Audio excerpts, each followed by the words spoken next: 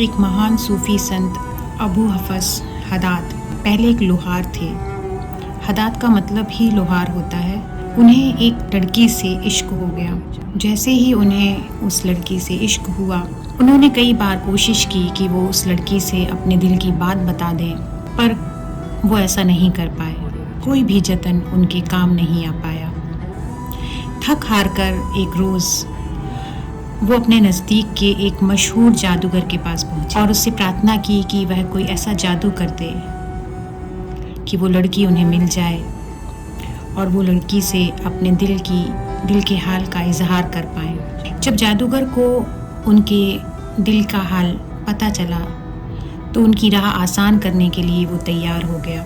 जादूगर ने उनसे कहा कि मैं अपने जादू के ज़रिए तुम्हारी मदद कर सकता हूँ, पर उसके लिए एक शर्त है, और वो शर्त ये है कि तुम्हें 40 दिन तक कोई प्रार्थना, कोई इबादत नहीं करनी है, कोई नेक काम नहीं करना है, दूसरों की मदद नहीं करनी है, दान धर्म इन सभी से दूर रहना है, तभी मेरा जादू काम कर पाएगा। वो संत बड़े खुश हो गए ये जान के कि जादूगर उनकी मदद कर देगा और वो उस लड़की को पा लेंगे और उसे अपने दिल की बात बता पाएंगे।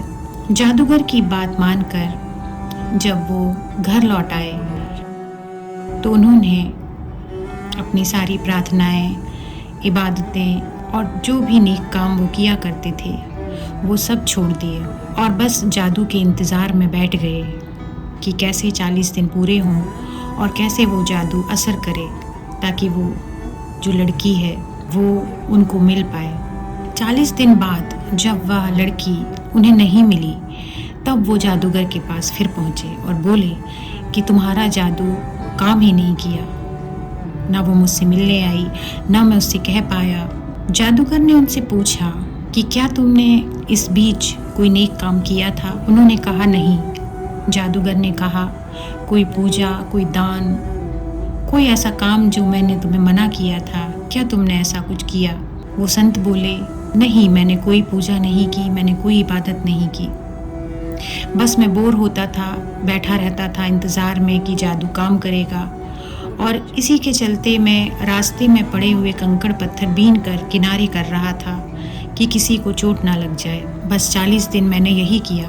तब जादूगर मुस्कुराया और बोला कि जिसकी प्रार्थनाओं को तुम छोड़े हुए बैठे हो, जिसको पाने के लिए तुम कुछ भी नहीं कर रहे हो, वह तुम्हारी इस मामूली सी बात पर तुम्हारे साथ खड़ा है। मेरा क्या, किसी का भी कोई जादू तुम्हारे काम नहीं आ सकता, क्योंकि उसे तुम्हारे द्वारा की गई ये छोटी छोटी नेकियां भी बहुत पसंद हैं, और जब तक वो तुम्हारे साथ खड़ा है, इस तरह की शक्तियां जो मैं उपयोग करता हूँ वो तुम्हारे पास भटक भी नहीं सकती, और तुम उस परमात्मा को छोड़कर उस लड़की से दिल लगाए बैठे हो जिसे तुम्हारी दिल की, तुम्हारी ज़िंदगी की खबर ही नहीं है। यह बात उन सूफी संत के दिल पर लग गई और वह वहीं से ईश्वर की राह की ओर चल पड़े और अपनी सेवा, प्रेम, त्याग और समर्पण से वो अपने दौर के बड़े सूफी संत